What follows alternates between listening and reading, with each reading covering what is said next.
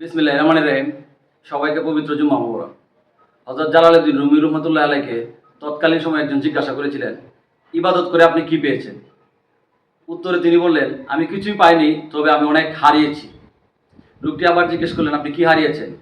Jalaluddin Rumi রহমাতুল্লাহি উত্তরে বললেন, আমি হারিয়েছি আমার অহংকার, আমি হারিয়েছি আমার দাম্ভিকতা, আমি হারিয়েছি আমার লোভ, আমি হারিয়েছি মিথ্যার মধ্যে যে আনন্দ সেটা, আমি হারিয়েছি পাপের মধ্যে যে স্বাদ পাওয়া যায় সেটা, আমি হারিয়েছি হতাশা, আমি হারিয়েছি দুশ্চিন্তা, আমি হারিয়েছি ধৈর্যহীনতা, আমি হারিয়েছি আত্মবিশ্বাসহীনতা।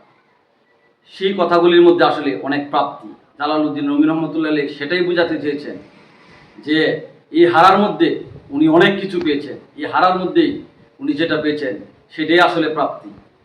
আমার নিজের মধ্যে যদি এরকম ঘাটতি থাকে তাহলে এগুলি আসলে পূরণ করা উচিত। হিংসা, বিদ্বেষ, হতাশা, লোভ এগুলি ছেড়ে দেওয়া উচিত। এগুলির মধ্যে যতক্ষণ মজা থাকবে ততক্ষণ পর্যন্ত আমি আমার আসল প্রাপ্তিটুকু পাবো না। তাই দুনিয়া আখিরাতে ভালো থাকতে হলে এই কথাগুলি আসলে বুঝার মানার সবারই দরকার। সবাই ভালো থাকবে।